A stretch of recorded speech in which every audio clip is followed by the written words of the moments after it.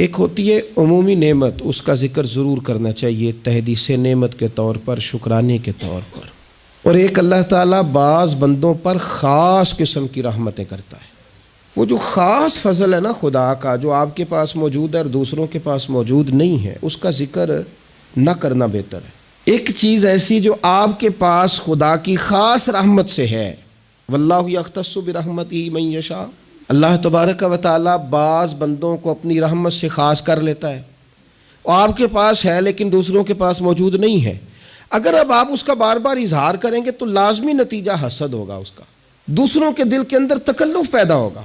تو اگر اللہ نے کوئی خاص فضل دے دیا ہے تو اس کا بڑھا چڑھا کر ذکر کرنا، کوئی بھی نعمت ہو، اس کی کوئی بھی صورت ہو، آپ جب اس کو بار بار اس طرح بیان کرتے ہیں تو پھر حسد پیدا ہوتا ہے، پھر دل تنگ ہوتے ہیں، پھر لوگ برا بھی چاہتے ہیں، برا بھی سوچتے ہیں۔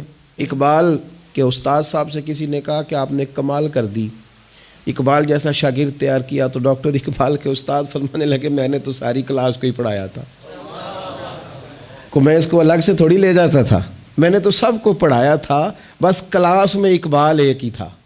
بعض اوقات بندہ ایک ہی ہوتا ہے، اسی ایک بندے پر کسی خاص انعام کا ہونا ہوتا ہے، لیکن اگر وہ خاص انعام آپ پر ہے تو اگر آپ اس طرح بیان کریں گے کہ دوسروں کی گردنیں جھکیں اور دوسرے خیال کریں۔ حضرت یوسف نے اپنے والد کو خواب سنایا ہے کہ میں نے خواب دیکھا ہے، انی رأیت احد عشر کوکبا والشمس والقمر رأیتهم لی ساجدین، میں نے دیکھا ہے کہ ستارے، سورج، چاند مجھے سجدہ کر رہے ہیں، ابا جی میں نے خواب دیکھا ہے۔ اب ان کے باقی بھائیوں نے یہ نہیں دیکھا، ان کے پاس یہ نعمت نہیں ہے۔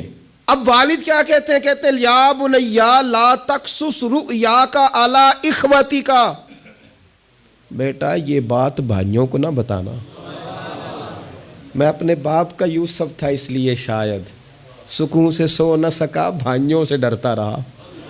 لا تقصص رؤیاک علی اخوتک، بیٹا بھائیوں سے بات نہ کرنا، فیکیدوا لک کیدا، ایسا نہ ہو کہ وہ کوئی چال چلے، معاذ اللہ۔ کیوں چلیں گے وہ چال؟ ان الشیطان للانسان عدو مبین، اس لیے کہ شیطان آدمی کا کھلا دشمن ہے، ان کے دل میں بات ڈالے گا کہ تم بھی تو حضرت یعقوب کی اولاد ہی ہو، تمہارے پاس کیوں نہیں؟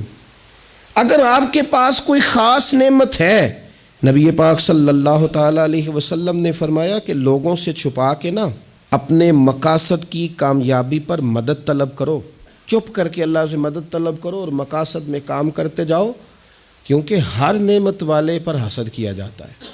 یہ جو بار بار بتانا، دکھانا، میں بھی ہوں، میں نے یہ کر دیا، میں نے دیکھا ہے خاندانوں میں ایک بندے پہ اگر فضل ہو گیا نا تو جان بوجھ کے بتاتا ہے، جب بھی خاندان والے جمع ہوتے ہیں کہتے ہیں جی میں تو انہیں ایک پلاٹ نہ لاہور بھی لے لیا ہے، کیا کریں جی آنا جانا پڑتا تھا، لہذا پھر نہ بچوں سے کہا روز جو تم چکر میں پڑے رہتے ہو تو اسلام آباد بھی بناؤ گھر، بھئی آپ نے بنایا، دینا تو نہیں نا کسی کو جام رجسٹری تو نہیں نہ کرنی، تو بنا لیا تو پاس رکھو نا اپنے، کہنے کی کیا ضرورت؟ او میں نے تو جناب ایک گاڑی ہوتی تھی میں لے جاتا تھا تو بچوں کو تکلیف ہوتی تھی تو میں نے ایک اور خرید لی ہے۔ کس کو بتا رہے ہیں آپ؟ کیوں بتا رہے ہیں؟ صرف اس لیے کہ آپ پر حسد کیا جائے، پھر آپ کہتے ہیں پتہ نہیں کیا بن گیا۔ کیوں اس طرح اظہار کیا جاتا ہے اپنے رازوں کا؟ اگر خدا نے کوئی چیز اپنے فضل سے دی ہے تو بندہ کا اور اللہ کا معاملہ ہے، اور اگر ٹہنی پر پھل زیادہ آئے تو اسے جھکنا چاہیے، نعمتیں زیادہ آئیں تو شکر بھی ادا زیادہ کرنا چاہیے۔ اور میرے نبی پاک صلی اللہ علیہ وسلم نے فرمایا اگر تم پر نعمتیں بڑھ جائیں تو تمہاری عبادت بڑھ جائے، فرمایا تم تھوڑے رزق پہ راضی ہو جاؤ، رب تمہاری تھوڑی عبادت سے راضی ہو جائے گا۔